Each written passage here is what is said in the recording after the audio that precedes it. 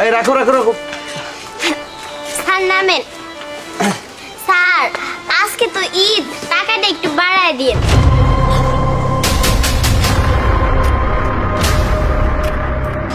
মা বুসরা, তোমার এই অবস্থা কেন?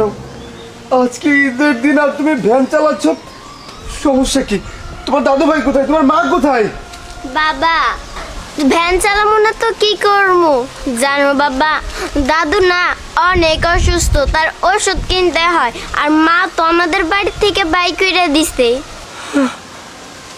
কি বলছো তুমি এসব? তোমার মা তোমাদেরকে বাড়ি থেকে বের করে দিয়েছে, তোমার নানু ভাই কিছু বলেনি? বাবা নানু কি বলবো, নানু তো আর আম্মুর বুদ্ধি দিয়ে আমাদের বাড়ি থেকে বাইক করে দিছে। কি বলছো তুমি এসব? ঠিক আছে, বুঝতে পেরেছি আমি সব। তোমার দাদু ভাই কোথায়? দাদু, তোমার নাকি সেবা নিয়ে আইছি।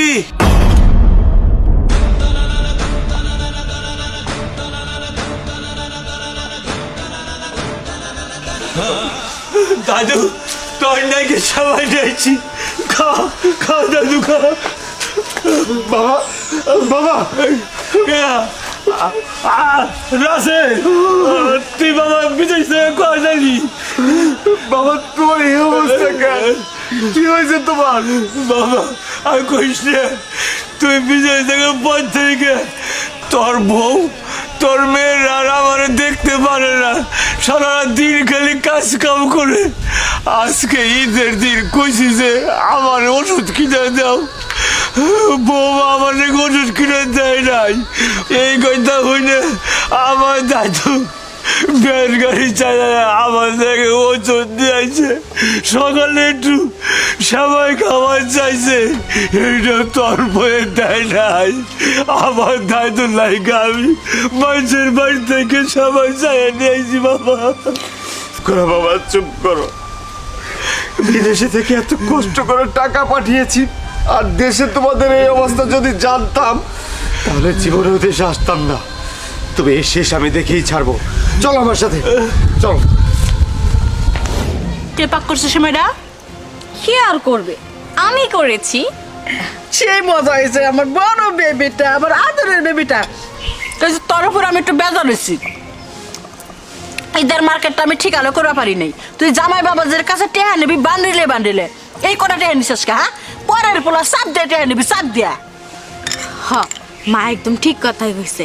আর তাছাড়া আফা, আমি কিন্তু দুলাভাইকে কইছিলাম যে আমার একটা আইফোন লাগবো, মেলা দিন ধরে কয়ে রাখছিলাম, কিন্তু এখনো দেয় নাই। কবে দিব?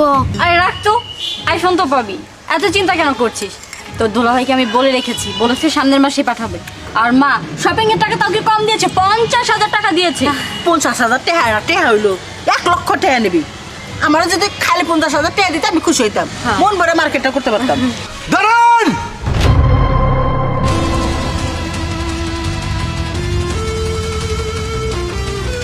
আপনারা এখানে বসে ঈদের সময় মজা করে খাচ্ছেন, অথচ আমার মেয়ে ভ্যান চালাচ্ছে, আর আমার অসুস্থ বাবা আমার মেয়েকে একটু সেমাই খাওয়ানোর জন্য মানুষের দাঁড়ে দাঁড়ে ঘুরছে।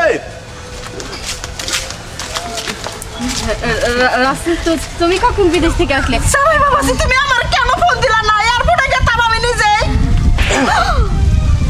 কখন এসেছি? আপনি এয়ারপোর্টে যেতেন, কার টাকায় ভাড়া দিতেন? আমার টাকায়, তাই তো? না, আমার কাছে টেহা আছে, আমি তোমার টেহা ভাড়া দেবো কে? এই চুপ করেন, আগে আমার কথার জবাব দেন। আমার বাবা আমার মেয়ে কেন রাস্তায় রাস্তায় ঘুরছে আজকে ঈদের দিন? ও আল্লাহ, এই জন্য সকাল থেকে আমি খুঁজে পাইতেছি না, রাস্তা রাস্তা ঘুরতেছেন কে? হ্যাঁ, ভিক্ষা করে গেছিল? হ্যাঁ, আমার মেয়ের জামার মান সমানটা মারবার লেগে ঈদের একটা দিন আমার বেবি সীমাই রাইন্দা তোমাকে খুঁজতেছে, আর তোমরা কোনে গেছিলে? জামাই বাবাজির ইচ্ছা করে মনে হয় তুমি আবা এর টের পায়ে তোমার কাছে আঙ্গ কালারিং করবা চাইছিল। একটা থাপুর মারমু শয়তান ছেড়ি, মা ওরা তো খাইছিস, তোরে দেখে তো আমার বেবিটা বিয়া বইছে, তোরে কত ভালোবাসে। চুপ করেন, অনেক হয়েছে, অনেক বলেছেন, অনেক শুনেছি। আর না, কি ভেবেছেন আমি কিছু বুঝি না? আমি কি সুজি খাই? এই যে তোমাকে বলছি, তোমাকে আমি কেন বিয়ে করেছিলাম ভুলে গিয়েছো? শুধুমাত্র আমার মেয়ের জন্য। আমার মা মরা মেয়েটাকে তুমি ভালো রাখবে, ভালোভাবে মানুষের মতো মানুষ করবে, এই প্রত্যাশায় আমি তোমাকে বিয়ে করেছিলাম। প্রবাসে যাওয়ার আগে আমি তোমাকে কি বলে গিয়েছিলাম? তোমাকে বলে গিয়েছিলাম আমার মেয়েকে আমার বাবাকে তোমার কাছে আমানত হিসেবে রেখে গেলাম, তুমি একটু তাদের দেখাশোনা করে রেখো, আমার মেয়েটাকে মানুষের মতো মানুষ করো। প্রত্যেকটা মাসে যখন বিদেশ থেকে আমি টাকা পাঠান তখন তুমি কি বলতে, মেয়ের এটা লাগবে, ওইটা লাগবে, বাবার এটা লাগবে, ওইটা লাগবে, এগুলো বলে বলে আমার কাছ থেকে টাকা নিয়ে তাহলে এইসব রং তামাশা করেছো? তোমরা তো ভালোই আছো, ভালোই পড়ে আছো, ভালোই খাচ্ছ, অথচ আমার মেয়ে আর আমার বাবা রাস্তায় রাস্তায় ভিক্ষা করছে। তোমাকে যে আমি কি করব। আরে যে আপনাকে বলছি, ও না হয় ভুল করেছিল, আপনি তো মা, আপনার উচিত ছিল শাসন করা, কিন্তু আপনি তা না করে ওকে ফুসলিয়ে ফাসলিয়ে ওকে দিয়ে অন্যায় কাজগুলো করিয়েছেন না। আপনাদের তো শাস্তি অবশ্যই হবে। আমি এখন থানায় যাব, আপনাদের নামে মামলা করব। রাসেল রাসেল ভুল হয়ে গিয়েছে, মাফ করে দাও।